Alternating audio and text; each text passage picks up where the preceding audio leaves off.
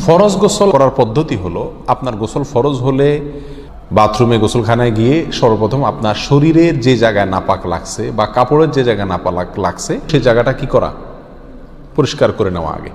যদি আপনার জায়গাটা চিহ্নিত থাকে যে এই জায়গাটা নাপাক লাগছে, ওই জায়গাটা ধুয়ে ফেলান। এরপরে নামাজের জন্য যেভাবে আমি অজু করছি সেভাবে অজু করা। এরপরে অজু করা, হাতের কবজি ধোয়া, এরপরে কুলি করা, নাকে পানি দেওয়া, মুখ ধোয়া, হাতের কোণে পর্যন্ত ধোয়া, মাথা মাসা করা, এরকম অজু করা। অজু করার পরে এবার আপনি গোসল করেন। সেটা শাওয়ার দিয়ে আপনি মাথার উপরে পানি ঢেলে হোক আর আপনার মগ দিয়া হোক, যেভাবে হোক আপনি গোসল করেন।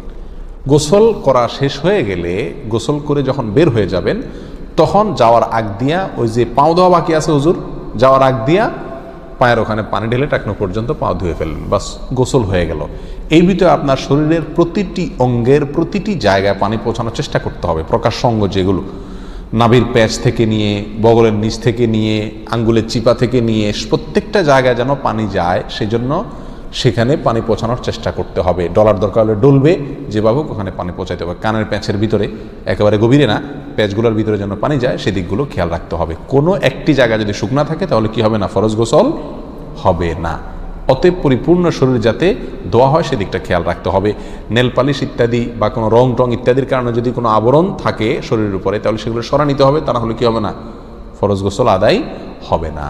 কথা, প্রথমে শরীর এবং কাপড় থেকে নাপাকগুলো ধুয়ে নেব, এরপরে অজু করব পূর্ণাঙ্গভাবে, পাও ধোয়া বাদে।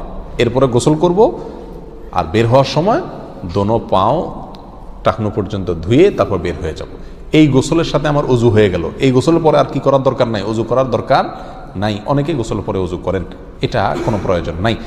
তবে কেউ যদি গোসল করা অবস্থায় তার পেশাব চলে আসে, অনেকে আছে পানির স্পর্শ লাগলে পেশাব বেশি আসে, তো গোসল করা অবস্থায় যদি তিনি পেশাব করে দেন বা অজুভঙ্গের কোনো কারণ তার ভিতরে আসে, তার বায়ু ছাড়লেন, তাহলে তো সেক্ষেত্রে অজু যেটা শুরুতে করছিল ওইটুকু তো আর নাই।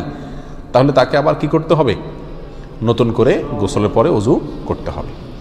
এ হলো মোটামুটি ফরজ গোসলের পদ্ধতি।